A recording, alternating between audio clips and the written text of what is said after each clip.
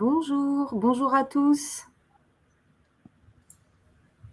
Bonjour à tous. Bonjour, bienvenue. Bienvenue dans ce webinaire Mon espace santé pour les professionnels des PMI. Donc, je vois qu'on est déjà 143 participants connectés. C'est super, on est très nombreux. Donc, je pense que c'est un sujet qui répond à certaines de vos attentes.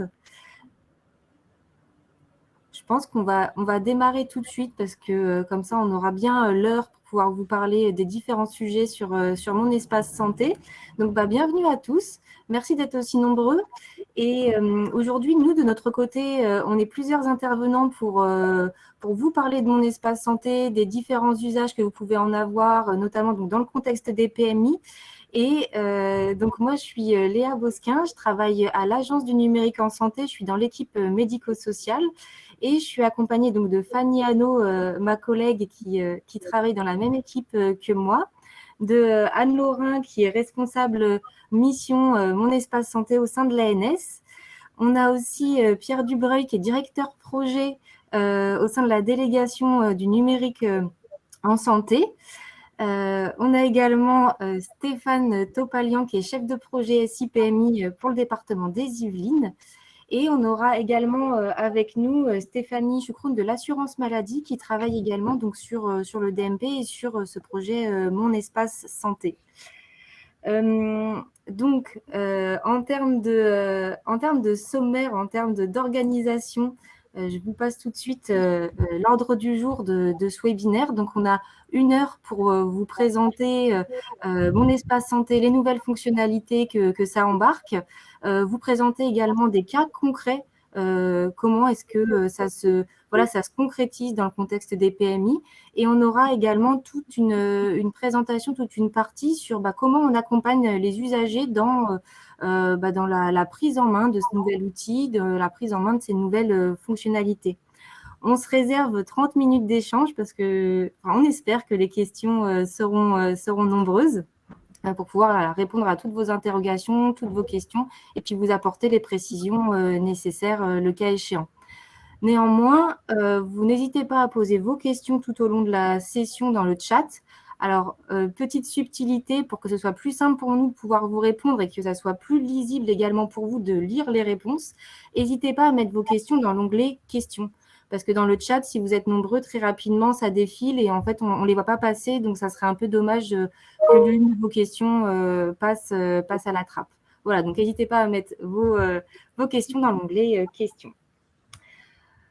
Voilà, et je vais passer tout de suite la parole à Stéphane Topalian pour peut-être nous remettre le contexte et les enjeux de la PMI et de mon espace santé.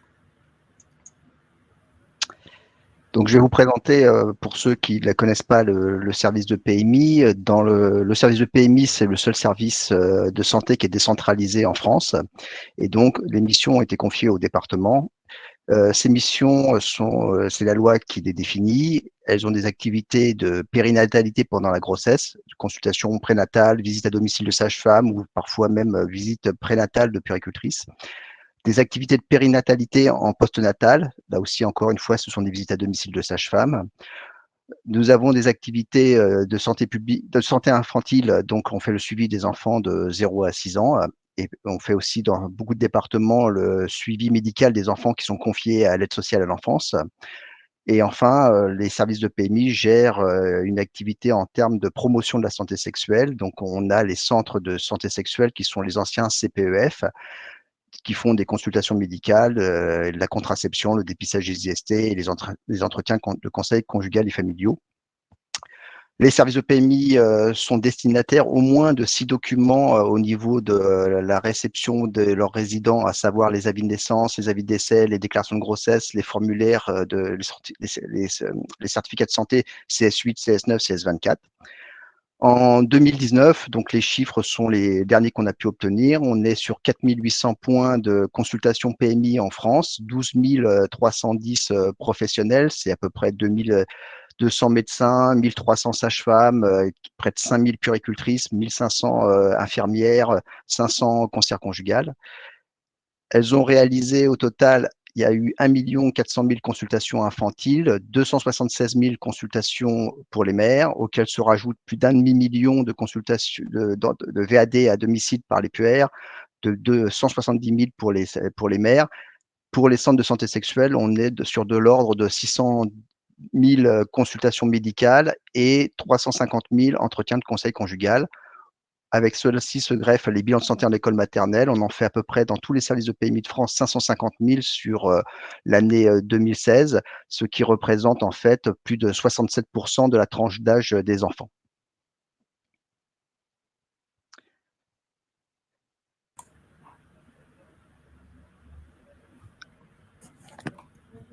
C'est bon pour toi, Stéphane? Je passe à la suite. C'est bon pour moi. Super, merci beaucoup. Donc, je vous replace les objectifs de ce webinaire. Donc, l'idée, c'est de permettre de vous présenter les nouveaux services qui sont embarqués dans Mon Espace Santé, que vous compreniez comment ça fonctionne, de la part, en fait, côté professionnel, mais également pour les usagers. Et on vous présentera aussi les dispositifs qui sont mis en place pour vous accompagner et également les usagers dans ces nouveaux usages en santé. Et je vais laisser la parole à Anne-Laure qui va vous inciter à activer dès maintenant votre espace santé si ce n'est pas déjà fait. Tout à fait, merci Léa. D'ailleurs, vous pouvez profiter de ce webinaire pour tenter l'activation et puis comme ça, on pourra même vous aider si jamais vous rencontrez des difficultés. Vous confirmez aussi, je vois déjà ça dans les questions, que évidemment le support et le replay seront disponibles en fait dès la fin de la séquence. Vous recevrez par email un lien vous permettant de consulter les différents éléments. Donc, vous pouvez en effet tous dès maintenant activer Mon Espace Santé, et cela depuis le mois de janvier dernier. Donc, on y reviendra, mais en fait, voilà, des notifications ont été envoyées à l'ensemble des usagers du territoire par email ou par courrier, avec un code provisoire, et à l'aide de votre carte vitale et de votre téléphone portable, vous pourrez activer facilement Mon Espace Santé et découvrir l'interface. Donc vraiment, je vous incite à le faire, c'est le meilleur moyen de se rendre compte des possibilités nombreuses qui se présentent à vous. Et Mon Espace Santé, c'est non seulement un site, mais également maintenant une application disponible depuis déjà quelques semaines sous Android et App Store. Donc vraiment, là encore, n'hésitez pas à la télécharger et à activer votre profil. Alors, il y a un processus qui est très important à avoir en tête et qui est un vrai changement de paradigme par rapport à ce qu'on a connu avec le DMP historique. C'est l'opt-out, donc c'est le fameux processus de création automatique sauf opposition. Ça veut dire quoi? Ça veut dire que, comme je vous l'indiquais, tous les usagers du territoire vont recevoir une notification avec un code provisoire et ils vont avoir 6 semaines pour activer leur profil ou exercer leur droit d'opposition. Passé ce délai, si le profil n'a ni été activé et que l'usager n'a pas exercé son droit d'opposition, alors le profil Mon Espace Santé sera créé automatiquement. Donc, on voit bien là le changement que ça engendre et le nombre important de profils Mon Espace Santé, donc de dossiers médicaux qu'on va avoir à disposition. Voilà, autant de dossiers qui vont être alimentés par les différentes structures pour permettre justement à vous, en tant que professionnel, de disposer des bonnes informations pour améliorer la prise en charge des patients. Alors, Mon Espace Santé, vous le voyez là au centre du schéma, c'est vraiment au cœur, au carrefour de l'ensemble des services socles. Alors, les services socles, c'est quoi? On en a parlé notamment mardi avec le sujet MS Santé, si certains d'entre vous étaient présents. C'est les messageries sécurité santé MS Santé, c'est l'INS, le DMP et ProSanté Connect. C'est extrêmement important puisque tout le sens du Ségur du numérique en santé, c'est d'améliorer les logiciels métiers, tant pour la ville que pour les structures, afin d'aller vers les usages et évidemment en cible, les usages entre professionnels et usagers pour, là encore, apporter de la valeur ajoutée et fluidifier la prise en charge. Donc, à date, Mon Espace Santé, c'est représenté par les fonctionnalités que vous voyez ici, avec 2 fonctionnalités qui sont déjà en production, le dossier médical et la messagerie santé de Mon Espace Santé. Alors, le dossier médical, c'est finalement le DMP historique, mais qu'on a upgradé avec des fonctionnalités complémentaires. C'est notamment le cas du profil médical, qui contient plusieurs catégories à la main de l'usager.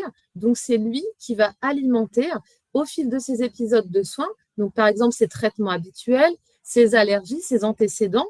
Et ce profil médical, il va pouvoir choisir de le partager avec les professionnels de son choix, notamment au travers de la messagerie citoyenne, donc une messagerie sécurisée qui est au sein de l'espace de confiance porté par l'ANS et qui va permettre du coup aux professionnels qui disposent d'une EMS santé d'amorcer le dialogue avec son patient. Alors, ce profil médical, il est vraiment important. On le complète, en fait, les rubriques sont complétées. On y reviendra aussi au fil des échanges qu'on peut avoir, notamment avec les établissements pilotes.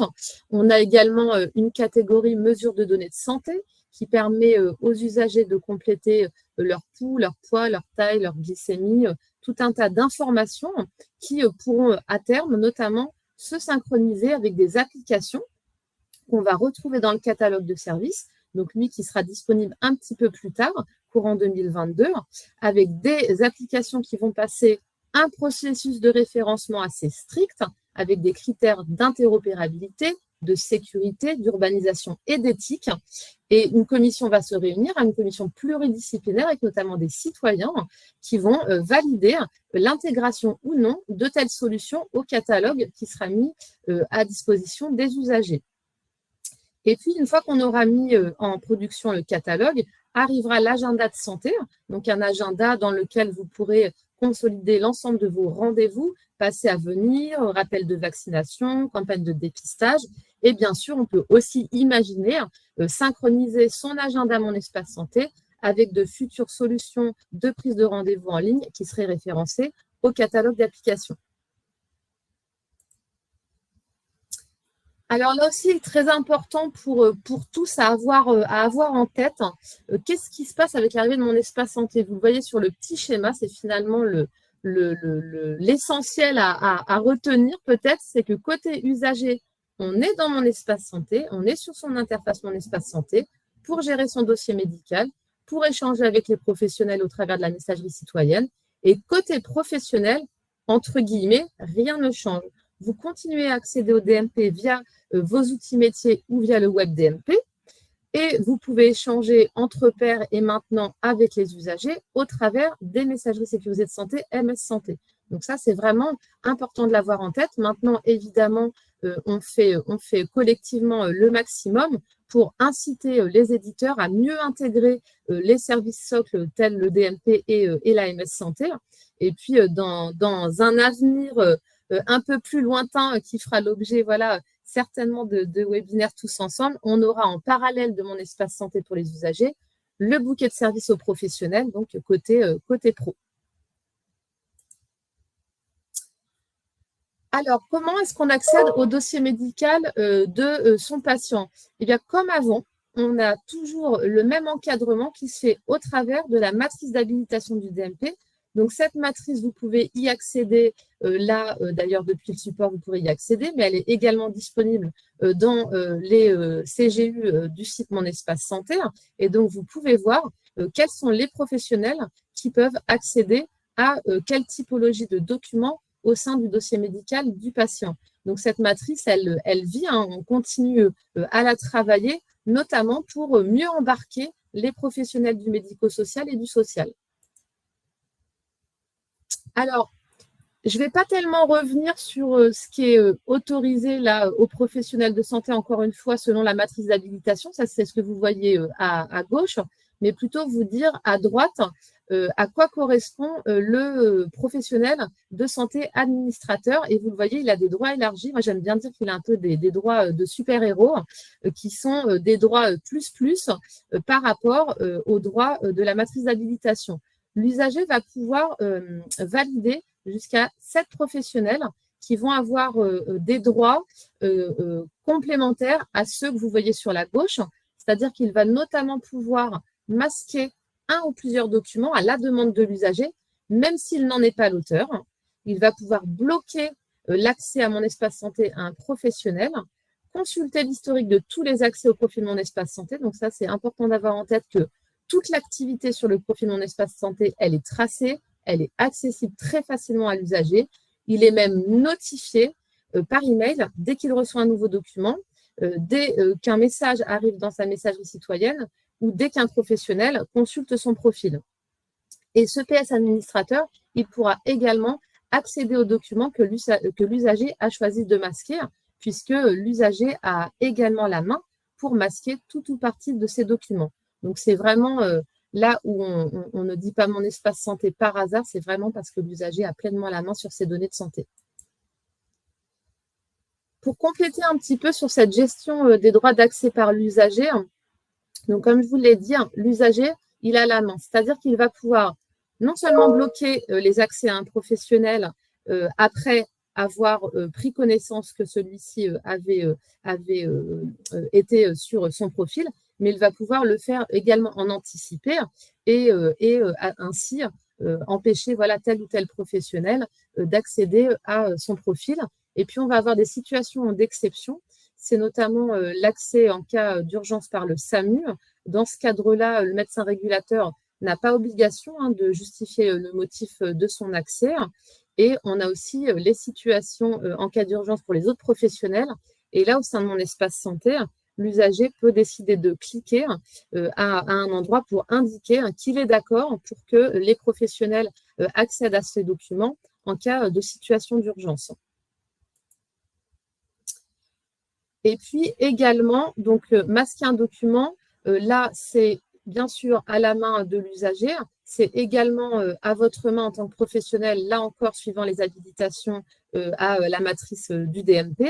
Vous allez pouvoir, à la demande d'un usager, rendre invisible un document, ou parce que vous-même, vous estimez, je ne sais pas, je prends le cas d'une consultation d'annonce X ou Y, qu'il faut d'abord rendre invisible le document le temps que vous ayez pu échanger avec le patient. Mais dans vos cas avec des mineurs, vous pouvez avoir de nombreuses situations où vous allez avoir la possibilité de rendre invisible un document, notamment à un représentant légal du mineur. Et puis, encore, comme je vous le disais, toute cette activité qui est tracée et accessible depuis le profil Mon Espace Santé. Alors, la messagerie, comme je vous l'ai indiqué tout à l'heure, donc c'est une messagerie et tout ce qu'il y a de plus classique, à la grande différence qu'évidemment, elle est sécurisée, mais sinon, en termes de fonctionnalité, je dirais qu'il n'y a rien d'exotique. Les deux grands points très importants à avoir en tête, c'est que seuls les professionnels habilités à disposer d'une EMS santé peuvent initier le premier message. Donc, un patient, un usager ne va pas pouvoir vous écrire en direct parce qu'il en a envie. Il va d'abord falloir que vous fassiez la démarche de lui envoyer un premier message, un premier document. À partir de ce moment-là, il va pouvoir vous répondre. Et vous êtes totalement maître de vos échanges et de la régulation de ces échanges. C'est pour ça qu'on a mis en place une fonctionnalité qui vous permet de mettre fin à tout moment aux échanges. Donc, pour ce faire, il faut écrire le mot « fin » entre crochets dans l'objet du message sans autre caractère. Là encore, c'est une fonctionnalité qu'on va intégrer à nos référentiels MS Santé qui sont en cours de refonte, de façon à ce que les éditeurs puissent apporter de l'ergonomie et, par exemple, proposer un bouton « fin » sur les interfaces de messagerie, voilà, pour que ce soit plus confortable pour vous dans les usages au quotidien. Mais voilà, ayez bien en tête qu'à tout moment, vous pouvez mettre fin à la conversation. Ensuite, ce n'est pas irréversible. Lors d'une prochaine prise en charge, un nouvel épisode de soins, vous allez pouvoir réinitier un nouveau message et amorcer de nouveau les échanges avec le patient.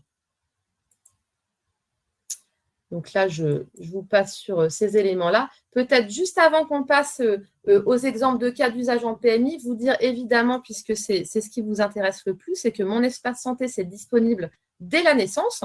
Donc à partir du moment où la déclaration à l'état civil a été faite, au bout de quelques jours, le parent ayant droit à la numéro 1 au sens de l'assurance maladie va recevoir une notification, va pouvoir activer ou s'opposer à la création du profil.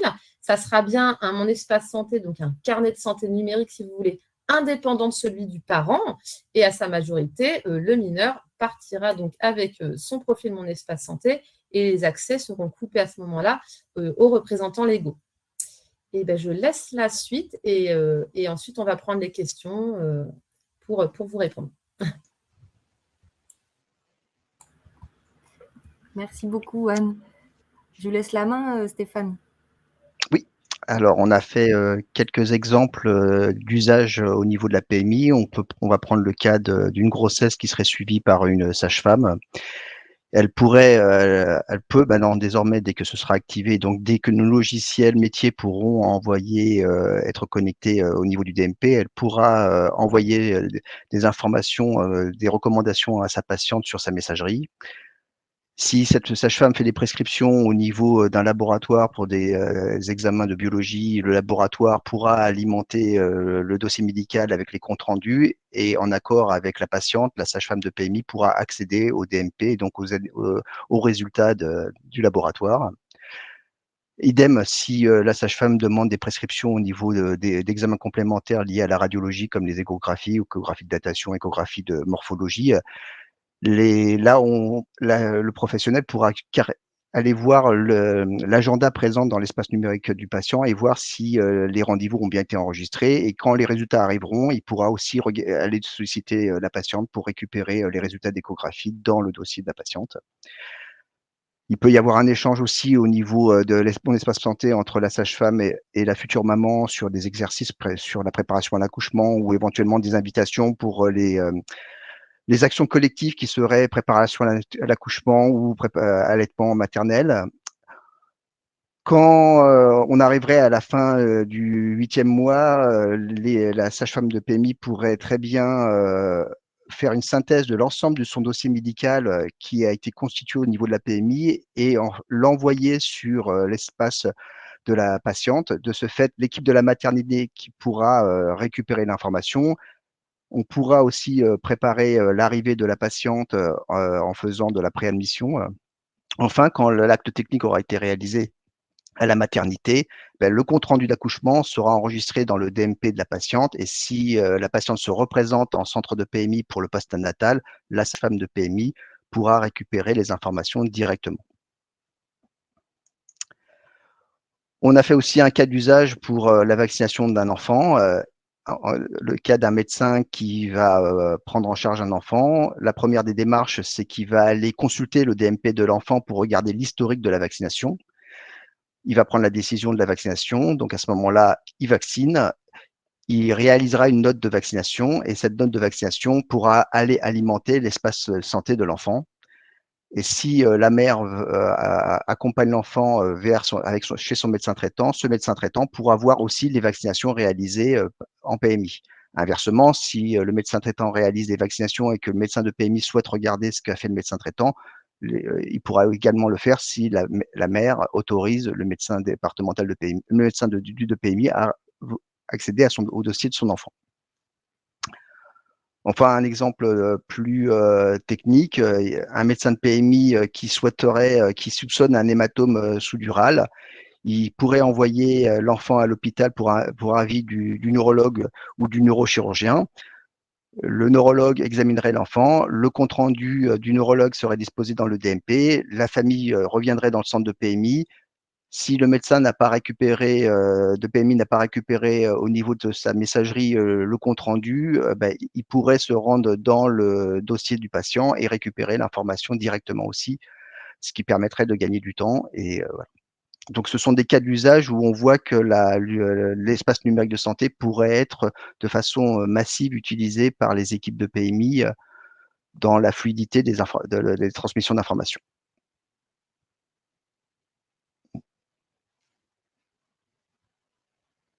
C'est bon pour moi.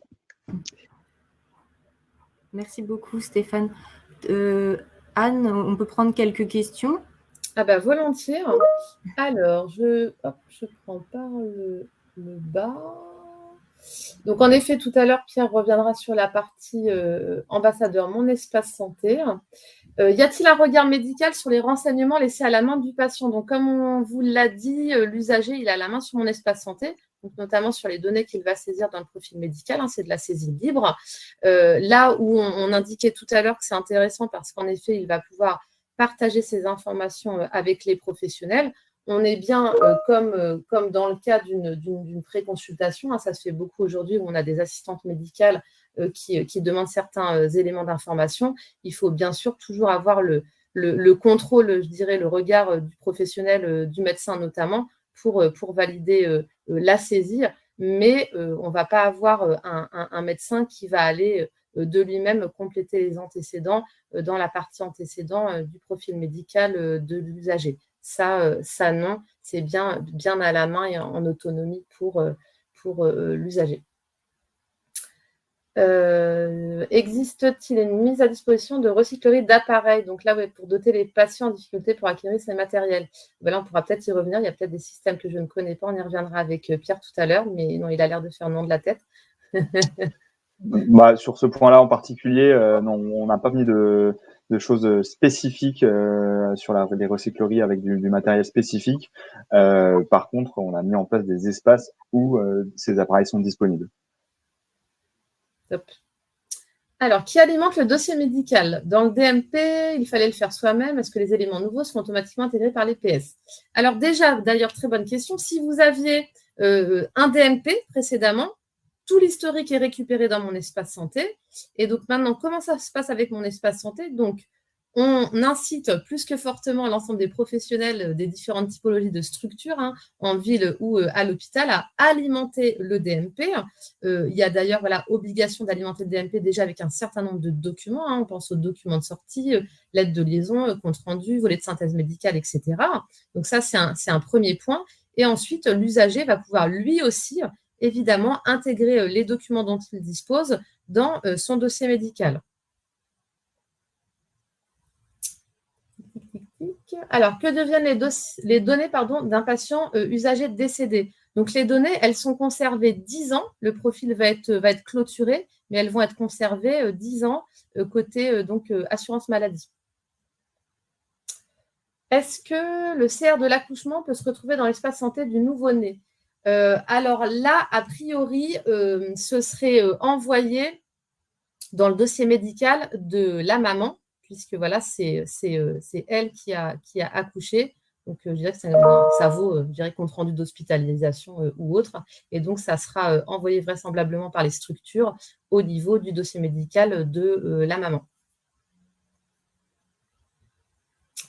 Y aura-t-il davantage de liens avec la MDPH afin d'accélérer les demandes et les retours? Alors là, je ne sais pas si Stéphane, tu veux répondre là-dessus, au niveau des cas d'usage. Il y aura le secteur médico-social va intégrer en totalité aussi mon espace santé, donc le projet national Ma Santé 2022. Donc il est bien prévu aujourd'hui que les MDPH envoient des informations à ce niveau-là, et vous aurez aussi la possibilité d'accéder à ces informations. Alors, est-ce que vous participerez en tant que médecin de PMI à la coordination? Si c'est le cas, vous pourrez à ce moment-là accéder au dossier de coordination qui sera mis en place à côté du DMP au moment où la coordination sera réalisée.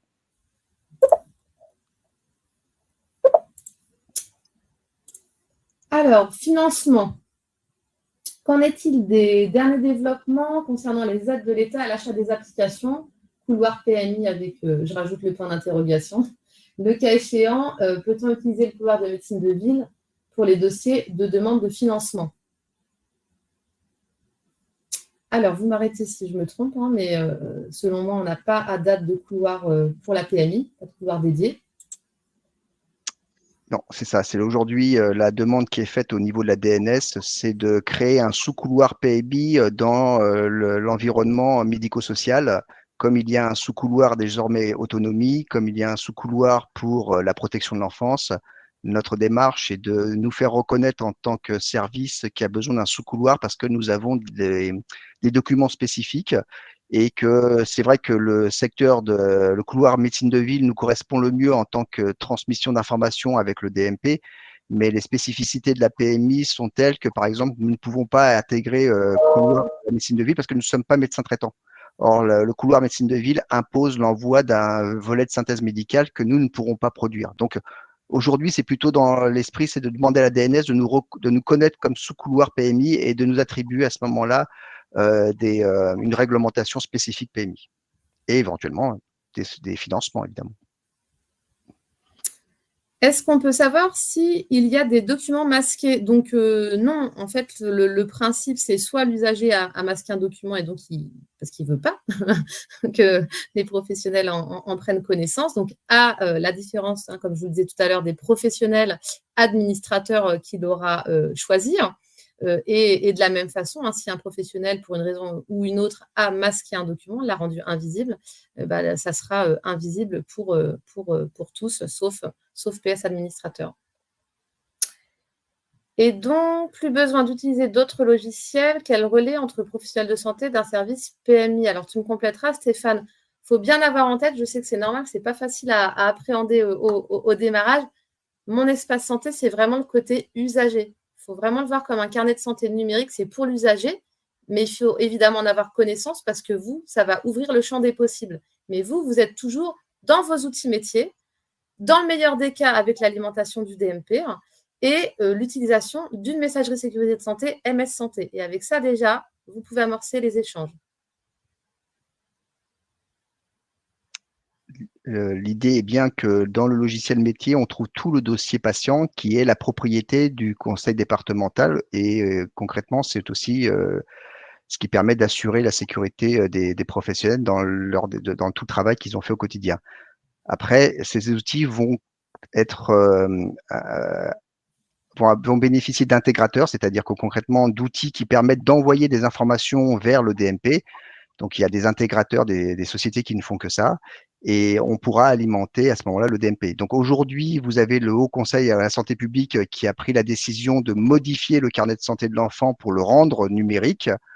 Elle a déjà publié les 20 examens obligatoires de l'enfant. Il y en a 18 qui concernent la PMI. À terme, ça veut donc dire que les 18 examens obligatoires vont pouvoir être alimentés de l'outil métier vers le DMP de l'enfant, de façon à ce qu'on retrouve le carnet de santé papier aujourd'hui sous le format dématérialisé électronique dans le DMP de l'enfant. De même que quand vous ferez des bilans de santé en école maternelle, dès qu'une solution sera apportée à la qualification de l'INS au niveau du dossier enfant, vous pourrez alimenter éventuellement aussi le dossier enfant du bilan de santé réalisé en école maternelle.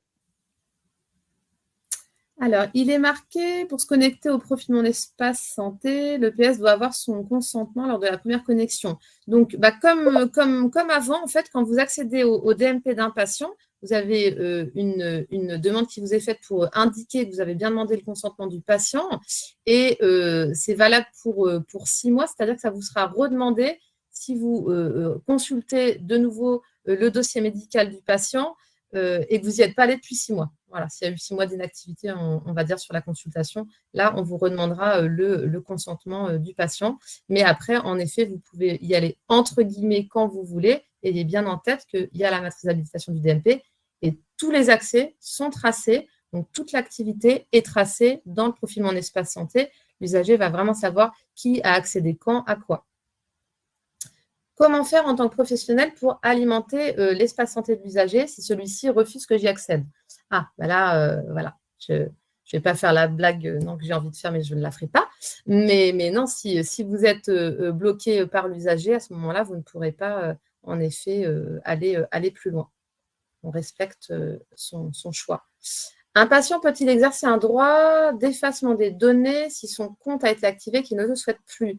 Alors, rien n'est irréversible. On peut avoir activé son profil, le lendemain le clôturer, on peut même récupérer les informations, mais on peut 2 jours encore après réactiver son profil. Comme je vous l'ai dit, les données sont conservées 10 ans, donc vous pouvez à tout moment revenir en arrière. Je vais aller trop vite, quelques souris.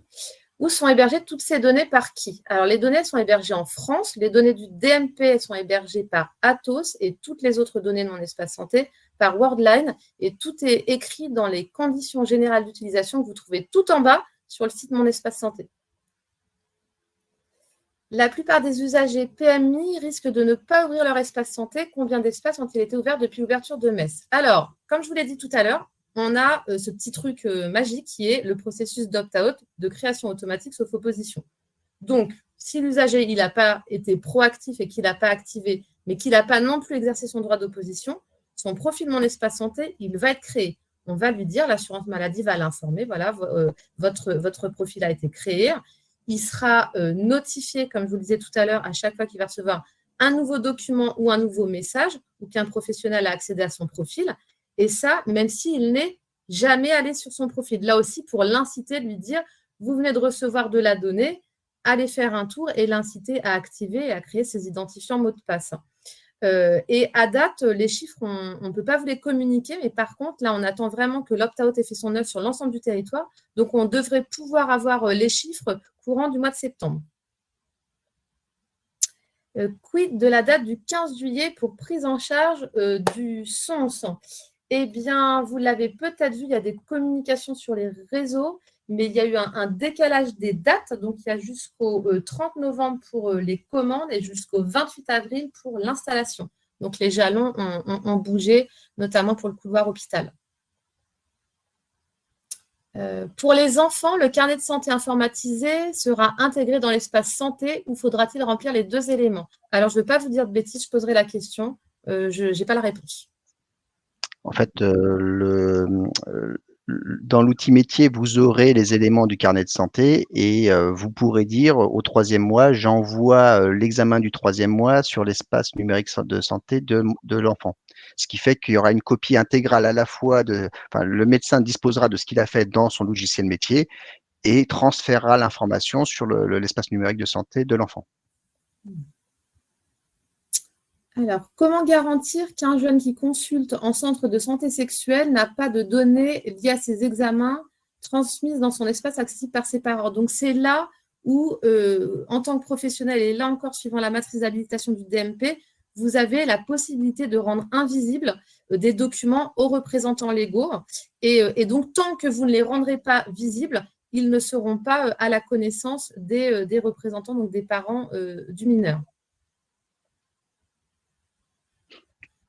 Oui, tu voulais compléter, Stéphane? Oui, juste une deuxième possibilité, c'est si le jeune souhaite vraiment l'anonymat ou souhaite la confidentialité, il faut demander à vos éditeurs de mettre l'attribut confidentialité ou anonymat au niveau de votre logiciel de façon à ne pas qualifier l'INS.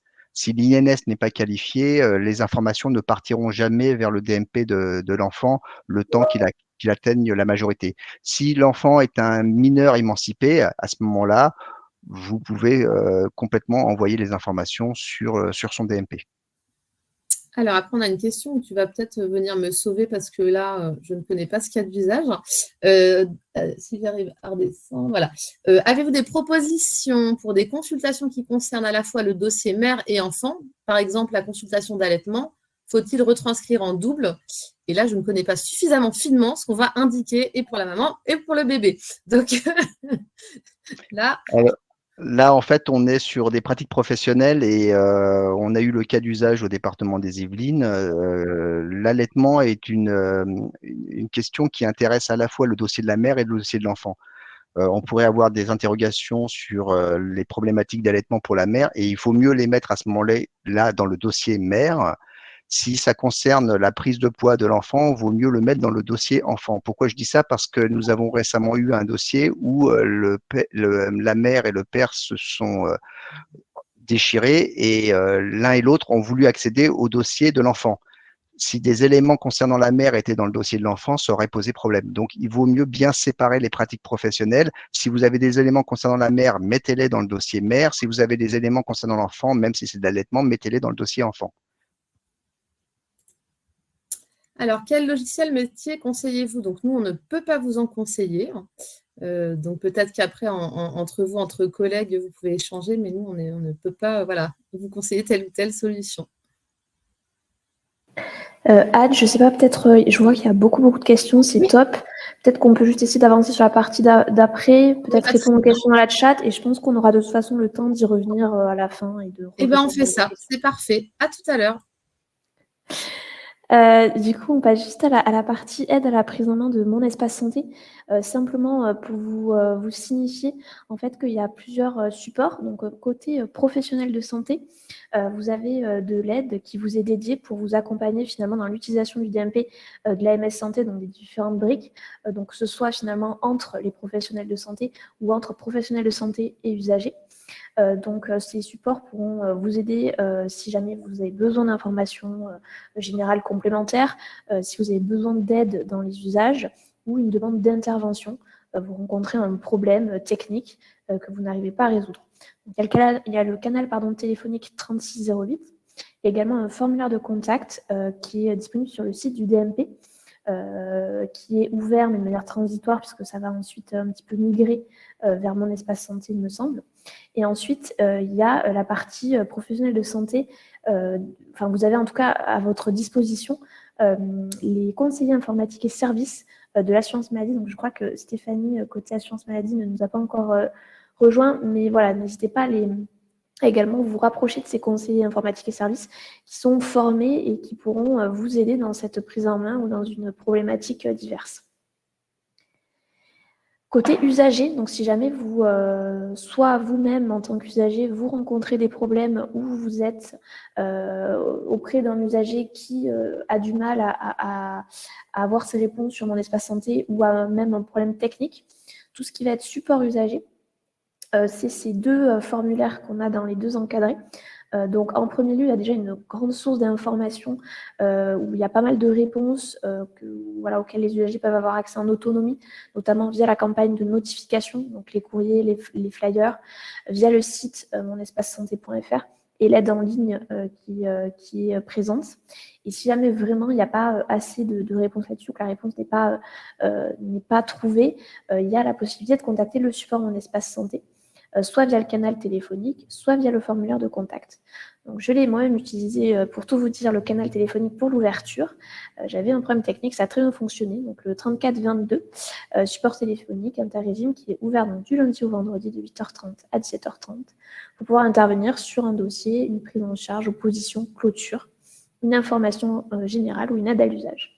Et sinon, il y a le formulaire qui est accessible en ligne sur le site Mon Espace Santé. Il faut d'abord s'être connecté et avoir déjà réalisé son enrôlement pour avoir ce formulaire. Donc, s'il y a un problème à la connexion, il vaut mieux passer par le support, le canal téléphonique. Et donc là, c'est pareil. Il peut y avoir une intervention sur un dossier, une information générale ou une aide à l'usage. Je n'hésite pas, Anne, si jamais tu veux rajouter des points sur cette partie support. Et du coup, je laisse la parole à Pierre. Merci beaucoup. Oui, donc pour permettre à chacun de s'approprier le service et pour que finalement le numérique ne constitue jamais un frein à la santé, on a mis en place ce qu'on appelle le réseau des ambassadeurs Mon Espace Santé. Donc le réseau des ambassadeurs Mon Espace Santé, qu'est-ce que c'est?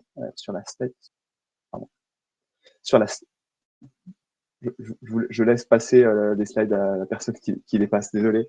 Le réseau des ambassadeurs, c'est un réseau de structures et de personnes qui sont soit professionnels, soit volontaires et bénévoles, partout sur le territoire et qui vont aider les citoyens à prendre en main Mon Espace Santé avec un focus particulier sur les personnes qui sont éloignées du numérique. Donc, c'est un dispositif qu'on a avant le généralisé depuis début 2022, qu'on a testé en Haute-Garonne, dans le département, qui était un département pilote de Mon Espace Santé, et avec des résultats très probants. Alors, comment ça s'organise en pratique? Sur la slide suivante, le dispositif, il est articulé autour d'une animation régionale, c'est ce qui est écrit en vert au milieu du diagramme. Au-dessus, on a un pilotage national parce que c'est un programme qui est cofinancé par la DNS, le ministère de la Santé, et par l'Agence nationale de la cohésion des territoires, l'ANCT. Donc, il va financer 18 coordinateurs régionaux des ambassadeurs Mon Espace Santé. Concrètement, ce sont des personnes qui sont un par région, dans chaque grade normalement, et qui vont faire en sorte que des personnes sur le terrain, les ambassadeurs, puissent être en mesure de faire des actions de sensibilisation à Mon Espace Santé. On a mis en place également tout un mécanisme d'animation à la fois et régional de la part des coordinateurs et national pour regrouper la communauté des ambassadeurs et pouvoir tirer les meilleurs exemples d'animation et de sensibilisation à Mon Espace Santé. Très concrètement, qui sont les ambassadeurs? On les a distingués en 3 catégories. Donc, d'abord, en tout premier, les ambassadeurs du monde de la santé. Donc, ici, sur la slide, figure juste l'assurance maladie, les grades et les ARS, mais évidemment, on pense à tous les établissements de santé et les établissements sociaux et médico-sociaux, où on identifie aussi comme des sources potentielles d'ambassadeurs et de personnes qui vont faire de la promotion de mon espace santé. Au milieu, les ambassadeurs des entreprises et des associations. Donc, comme on a fait des partenariats nationaux avec des associations comme la Croix-Rouge française, France Asso Santé, le groupe SOS Famille Rurale, pour qu'elles portent des actions de sensibilisation au sein de leur réseau, même au-delà, à mon espace santé. Et enfin, on a une dernière catégorie d'ambassadeurs un peu particulière, les ambassadeurs de l'inclusion numérique. Alors, qu'est-ce que c'est l'inclusion numérique? C'est un ensemble des médiateurs numériques, c'est-à-dire des personnes dont les missions sont d'accompagner les personnes qui sont éloignées du numérique pour les aider à prendre en main à la fois les outils numériques. Donc, ça peut aller de choses assez simples comme en façade assez simple et du quotidien, comme comment fonctionne un mot de passe, c'est quoi une double authentification, comment avoir un bon mot de passe, etc., jusqu'à l'accompagnement sur des produits et des services, notamment de l'État, comment déclarer ses impôts, et maintenant comment utiliser mon espace santé. Alors, il y a à la fois des acteurs nationaux, je pense notamment au programme France Service et conseiller numérique France Service, sur lesquels je vais revenir juste après. Et il y a également des acteurs structurés plutôt en région, avec les hubs territoriaux pour un numérique inclusif, parce que les médiateurs numériques, c'est une profession qui est en train de se structurer depuis récemment. On pense qu'il y a à peu près 10 000 médiateurs selon les sources, et on essaie il a été essayé de les structurer au sein de ces hubs territoriaux, et là aussi avec une découpe qui est par région. Pardon. Qu'est-ce que font ces ambassadeurs? Alors, nous, on a vraiment donné des missions qui sont assez terre à terre, et ce qu'on voulait souligner, c'est vraiment le fait que l'engagement en tant qu'ambassadeur, il dépend vraiment du temps disponible par les personnes qui veulent être ambassadeurs. Alors, on a imaginé 4 missions qui peuvent se décliner comme suit. D'abord, communiquer sur mon espace santé. Donc, ça peut être la distribution de flyers, la diffusion de vidéos promotionnelles, l'affichage d'affiches dans les structures d'accueil. Ensuite, informer le citoyen sur ce qu'est mon espace santé. Donc, parler proactivement de mon espace santé autour de soi, tenir des stands dans les accueils, par exemple, des maisons France Service, ce genre de choses. Ensuite, présenter mon espace santé à son écosystème et potentiellement aux personnes qu'on accompagne, donc avec l'animation d'ateliers de présentation, la tenue de webinaires de sensibilisation à mon espace santé pour le grand public. Et finalement, les actions qui sont plus spécifiques aux acteurs de la médiation numérique, autour de l'accompagnement à la prise en main de mon espace santé, que ce soit dans des accompagnements du coup individuels ou collectifs.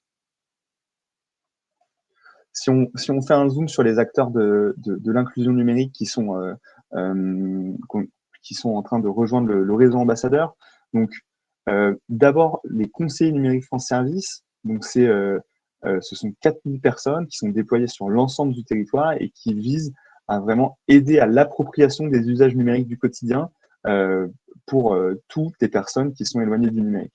Il faut savoir qu'on estime à peu près à 13 millions de personnes le nombre de personnes qu'on peut considérer en situation de fracture numérique. Comment on outille ces personnes-là? On les outille en les formant à mon espace santé. Vraiment, l'idée, c'est qu'elles soient capables de répondre aux questions de premier niveau autour de mon espace santé et d'accompagner sur les principales démarches à mon espace santé. Ouvrir le compte, ajouter des documents dans son profil médical, dans ses documents de santé, pardon, remplir son profil médical, expliquer le fonctionnement de la messagerie. Il existe une cartographie de ces acteurs-là qui est écrite sur la slide et qui vous sera communiquée par la suite, où vous pouvez rediriger vers ces acteurs-là des personnes qui seraient en situation de fracture numérique, que vous identifiez pour qu'elles bénéficient d'un accompagnement.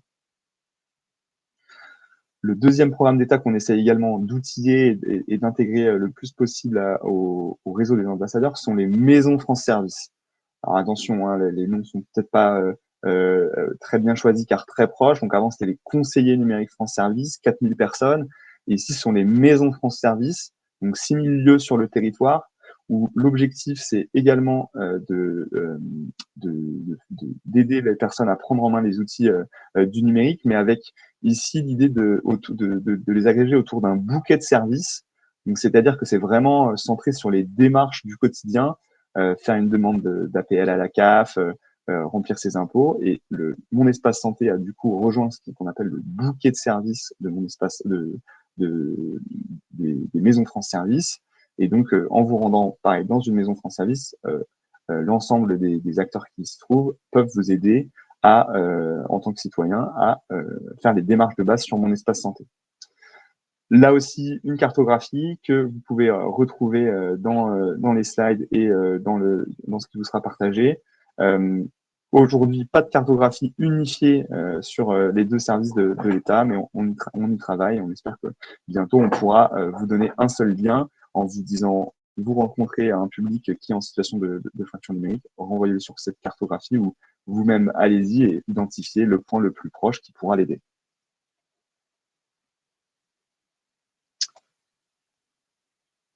Voilà pour l'ensemble de la démarche. Peut-être, je voulais juste rajouter avec des derniers chiffres à date. À date, on compte quasiment 500 personnes qui sont déclarées ambassadeurs Mon Espace Santé. Et tout à l'heure, je vous parlais de 10 000 acteurs de la médiation numérique. On en a formé un petit peu plus de 4000 à Mon Espace Santé, donc il reste du chemin, mais on est en bonne voie et en tout cas, on continue d'avancer et d'accélérer pour que tous ces acteurs soient en capacité d'aider ceux qui en ont besoin. Et concernant les coordinateurs Mon Espace Santé, donc qui sont ces acteurs régionaux dont on finance les missions de coordination du réseau, il y en a 11 qui sont déjà en poste sur les 18 régions françaises. On peut passer au temps d'échange.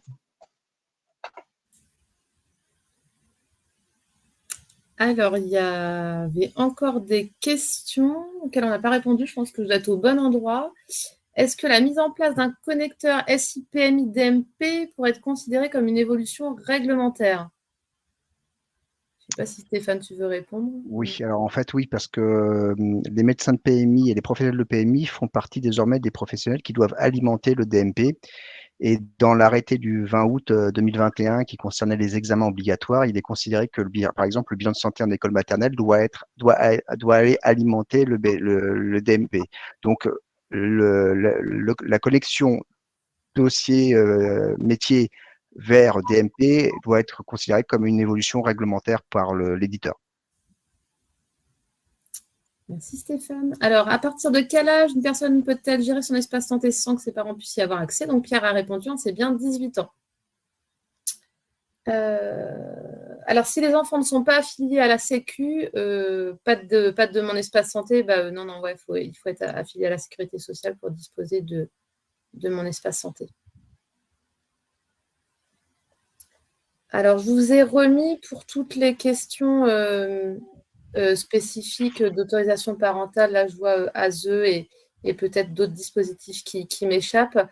Le dossier informatique et liberté de Mon Espace Santé, où il y a déjà beaucoup d'informations qui vont peut-être vous être utiles à ce niveau-là. Alors, juste un point sur les enfants confiés.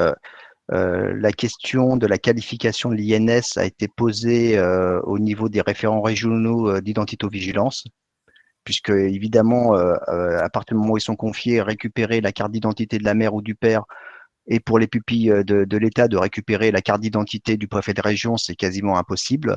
Donc, la demande a été faite de trouver une solution pour les enfants confiés, puisque quand même, on est sur 312 000 enfants en France qui sont confiés à l'aide sociale à l'enfance et pour lesquels il faut trouver une solution pour pouvoir aller alimenter le DMP, puisque ce sont particulièrement ces enfants qui peuvent avoir le plus grand bénéfice de l'alimentation du DMP à terme.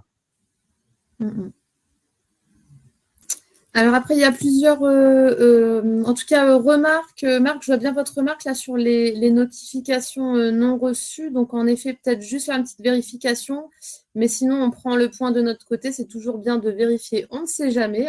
Donc, on va quand même remonter ça aux équipes produits pour s'assurer qu'il n'y ait pas de soucis actuellement sur les notifications. Le lien entre le logiciel métier et l'EMS se fait comment? Et là, Stéphane, tu vas m'aider sur l'EMS. Là, je ne... Le logiciel mail et à mon avis, c'est mon espace santé. Dans votre logiciel métier, vous aurez une fonctionnalité qui sera offerte par ce qu'on appelle des sociétés qui sont intégrateurs et qui vous ouvrent une fenêtre qui permettent de vous connecter au DMP du patient avec son accord. Et à ce moment-là, vous aurez des outils qui vous permettront d'envoyer les documents sur l'espace santé de l'usager. Alors, ça, j'ai passé. Alors, oui, Jacqueline. Donc, en effet, je suis moi-même sur mon espace santé. Donc, la démarche, oui, ça vous avez bien vu pour bloquer. Et pour autoriser, eh bien là, j'ai un moment de doute parce qu'en effet, je vois bien que quand je clique sur autoriser, je suis toujours sur le bouton actif bloqué. Donc, je viens de poser la question pour savoir si c'est parce qu'on part du principe qu'on est, quand on n'a pas bloqué un professionnel, en tout cas qu'on est sur la matrice d'habilitation du DMP et que donc les accès sont ouverts tant qu'on ne l'a pas bloqué. Mais voilà, je me le fais confirmer. Si j'ai la réponse d'ici la fin de notre séance, je vous la donnerai à l'oral. Et donc, la Pierre a répondu. Comment les différents logiciels que nous utilisons pour nos patientes en PMI, à l'hôpital, etc., seront raccrochés à mon espace santé? Je dois remplir 3 fois pour la même patiente, un peu compliqué. Alors, ce qu'il faut vraiment avoir en tête, c'est le gros mot, l'interopérabilité. Tout à l'heure, je vous montrais un petit schéma où on voyait mon espace santé au carrefour de différents couloirs, hôpital, ville, officine, etc. Et avec ce qu'on appelle, nous, les services socles, donc MS Santé, DMP, INS et ProSanté Connect, par exemple. Donc, tout le sens des travaux qu'on fait actuellement sur le Ségur, et même si à date, vous n'avez pas de couloir spécifique PMI, ça va vous servir. Ça va vous servir parce que vous êtes du coup dans des parcours coordonnés avec d'autres types de structures qui, elles, vont peut-être être embarquées sur des solutions référencées Ségur, donc avec de l'interopérabilité et ce qu'on appelle des connecteurs, des passerelles. Je pense à l'alimentation du DMP. On va évidemment collectivement tout faire pour que vous ayez des outils qui vous permettent de saisir dans votre outil métier et de pousser le compte-rendu, le courrier, l'ordonnance au dossier médical du patient. Et de la même façon pour vos échanges éventuels entre votre MS Santé et la messagerie citoyenne. Donc, en tout cas, c'est bien dans le scope de faire le maximum pour vous apporter de la valeur ajoutée et éviter, en effet, je le comprends très bien, c'est ressaisir en plus source d'erreur.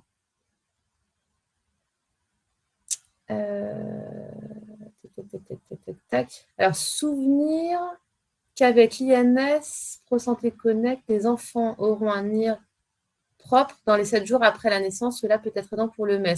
Alors, les enfants, oui, à partir du moment où vous les avez déclarés, quand vous allez sur le profil de l'enfant, d'ailleurs, on voit bien un cartouche avec l'INS de l'enfant.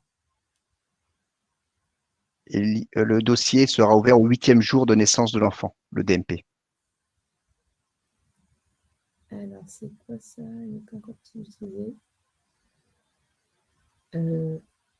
Alors, je suis désolée, Christophe, je n'ai pas compris votre remarque. Si j'ai bien compris, il n'est pas encore possible d'utiliser mon espace santé tant que la solution n'a pas été donnée. Si vous pouvez juste préciser. Oui, aujourd'hui, on ne peut pas aller, pour des enfants qui sont confiés, alimenter leur DMP parce qu'on n'a pas les pièces qui nous permettent de qualifier l'INS. Selon le règlement du RNIV actuel, nous ne sommes pas dans la capacité d'aller qualifier l'INS. Donc, ce qui a été demandé aux référents régionaux, c'est de trouver une solution pour les enfants confiés parce qu'on en est quand même sur plus de 300 000 enfants et auxquels on ne peut pas considérer que de ne pas aller alimenter leur DMP est une situation satisfaisante alors que la plupart sont nés en France. Alors, Marc, si, dans mon espace santé, vous pouvez choisir, si vous le souhaitez, de ne pas recevoir de notification. C'est possible. Pareil, vous allez dans les paramètres, notification email, et là, vous allez pouvoir dire, en plus, c'est distingué pour les messages et pour les documents. Donc, par exemple, vous pouvez dire, à chaque fois que je reçois un message sur la messagerie citoyenne, je ne veux pas être notifié, mais par contre, je vais être notifié à chaque fois que je reçois un document. Donc, ça, c'est possible. Avec quel prestataire solution de PMI avez-vous déjà pu avancer sur ces aspects d'interopérabilité? Alors, je suis désolée, c'est pareil, en tant qu'agence du numérique en santé, on ne peut pas faire de publicité, on ne peut pas vous donner de noms de sociétés plus que d'autres parce qu'on risque de ne pas être exhaustif.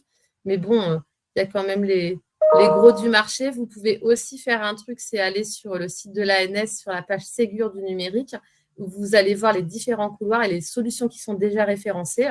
Ça vous donnera un gage de qualité. Alors, juste une petite précision sur le marché de la PMI, pour des services de départementaux de PMI, il y a 4 éditeurs.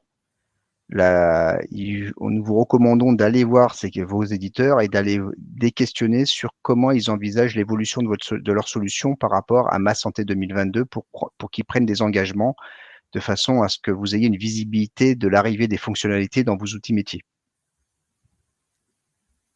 Alors, oui, Narguès interopérabilité sera ouverte pour tous. Bah, c'est le but. C'est le but. En fait, l'interopérabilité, il faut voir ça vraiment comme un facilitateur pour que les outils parlent, sinon le même langage, puisse interpréter le langage de la solution A vers la solution B. Donc, c'est vraiment l'objectif de tous les travaux qui sont en cours, qu'on puisse amener cette facilité d'échange de point à point. Mélanie, je viens d'essayer de bloquer nos médecins de PMI. Bah, bravo, hein. Ça fonctionne effectivement. Je pense que sur les situations de protection de l'enfance, les parents vont bloquer nos médecins. Quid du suivi médical des enfants placés. Là, après, ouais, il faudra creuser. Ce sont des spécificités qui sont vraiment qui concernent 300 000 enfants. Il faut trouver des solutions. Aujourd'hui, ce qui est proposé, c'est pour l'ensemble de la population. Dès que le lancement de Mon Espace Santé sera généralisé, on va venir regarder les niches où il y a des problèmes pour les régler. Et les enfants confiés font partie d'une des niches où il y a des gros problèmes, à la fois de l'INS, du DMP, de la gestion du DMP qui se pose.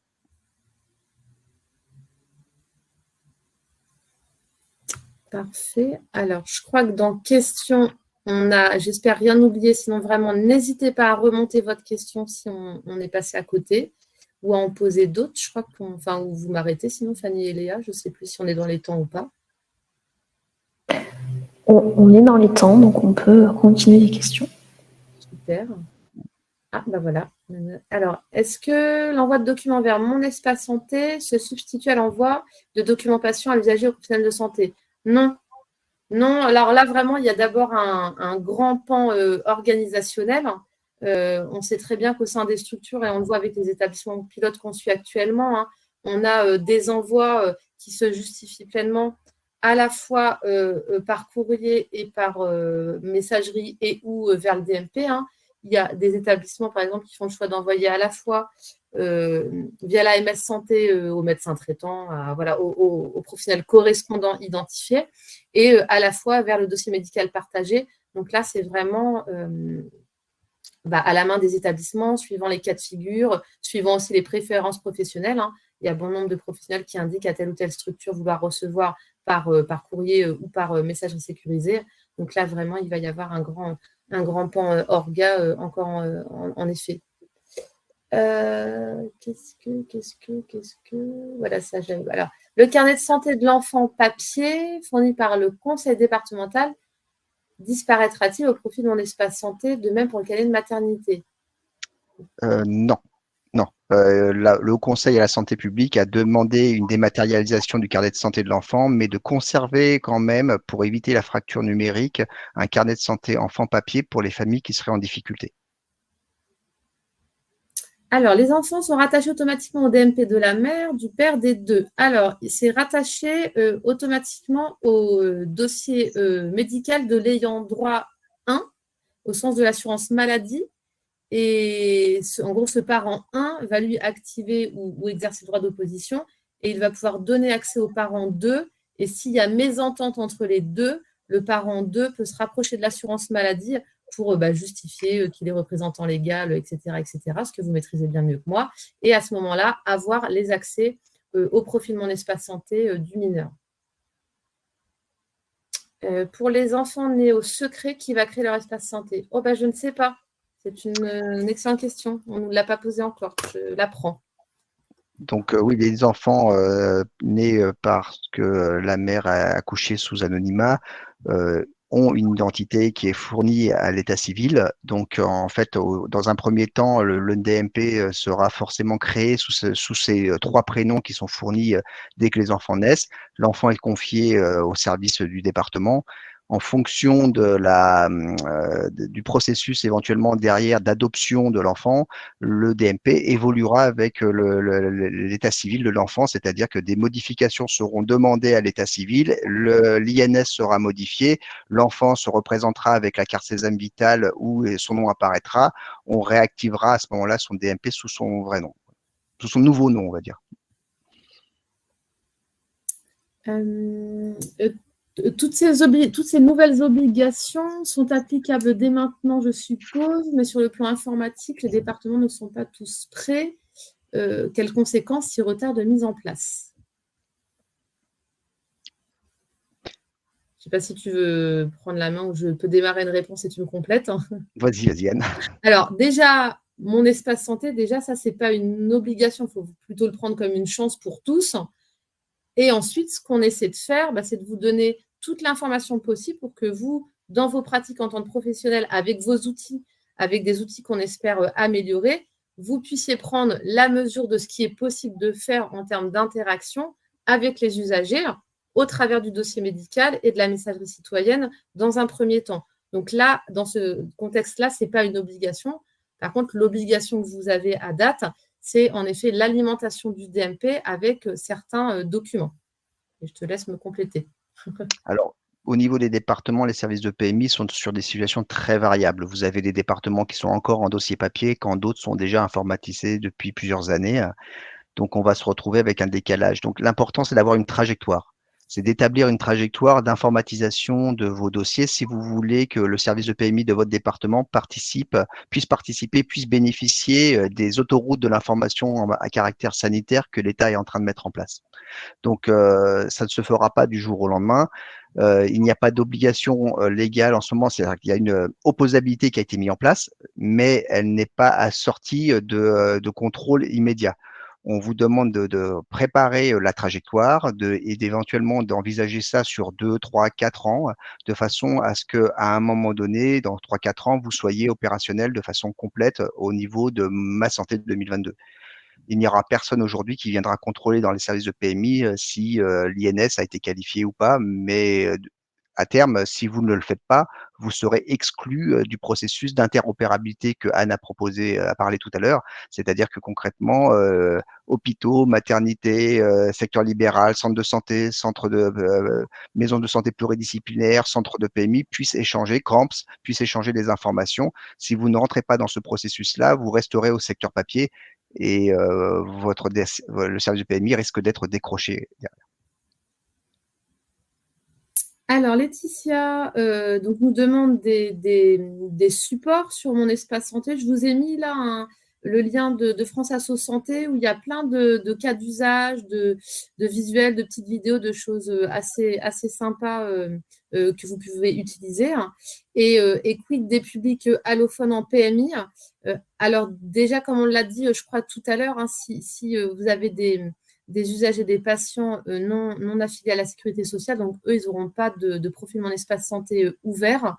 Donc, en tout cas, la question ne se posera pas à ce stade-là.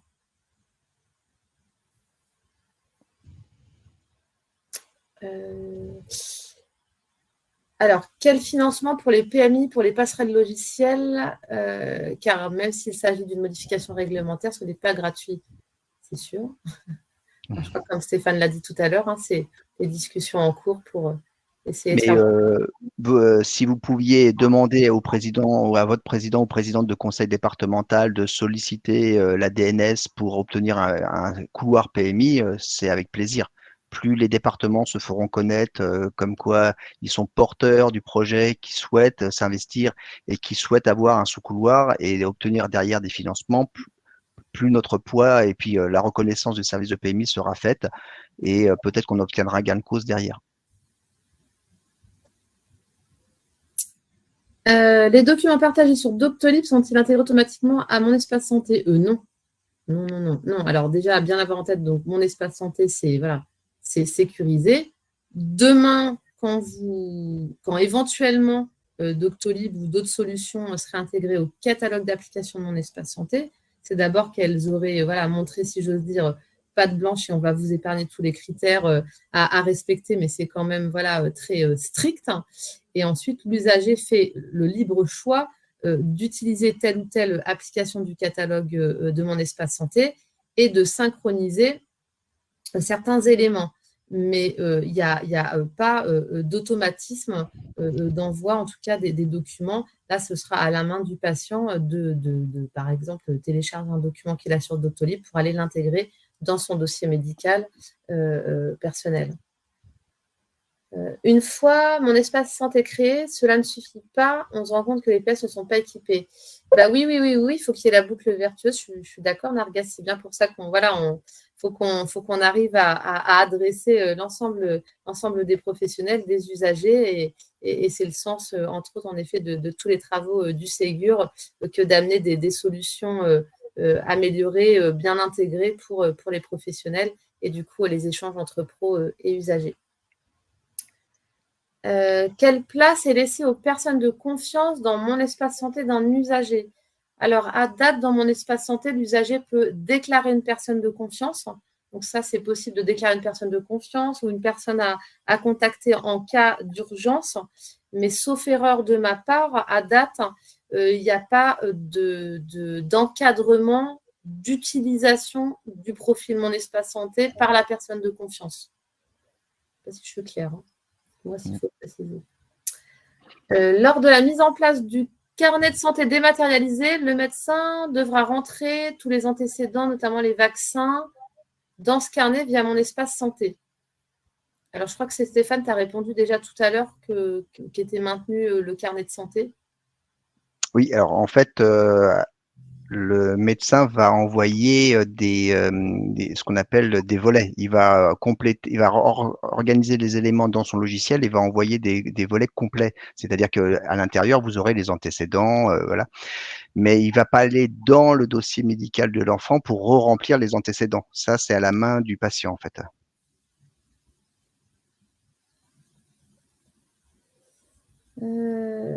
Quid de l'interopérabilité des bilans en école maternelle avec la santé scolaire? Cela passera-t-il par Mon Espace Santé?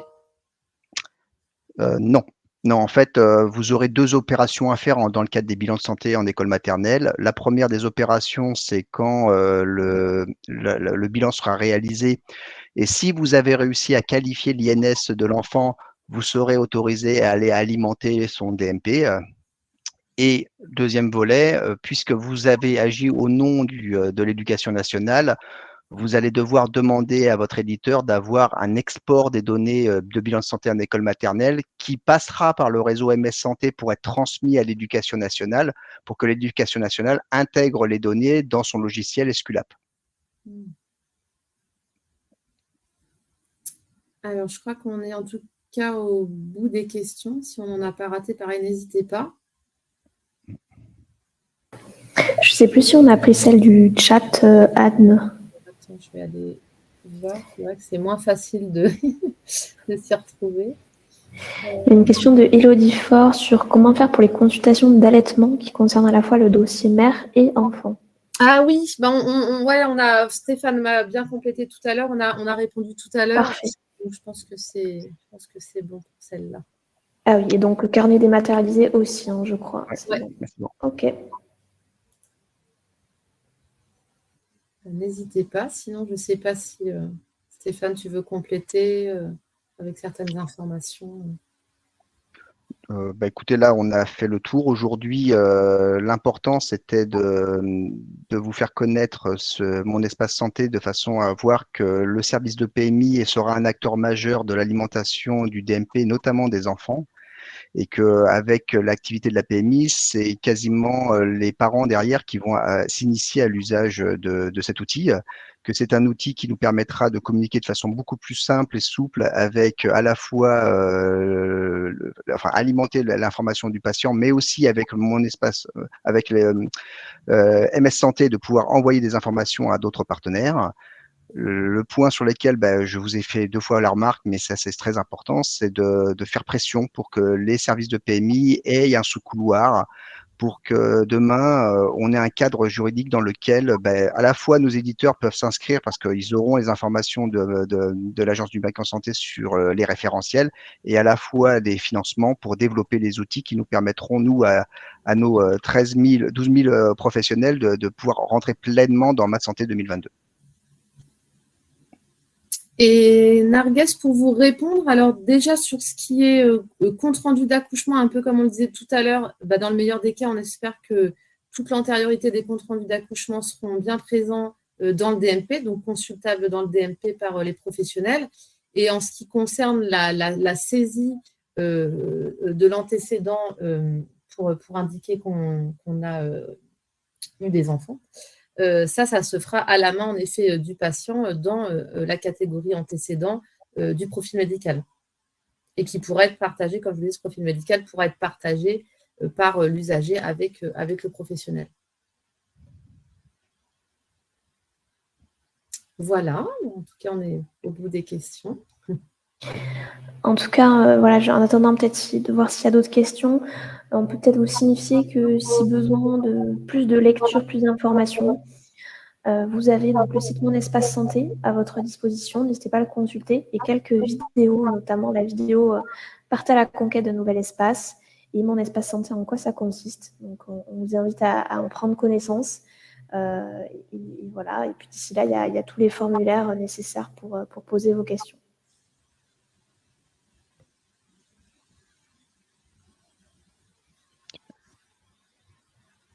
Merci à tous pour votre participation active.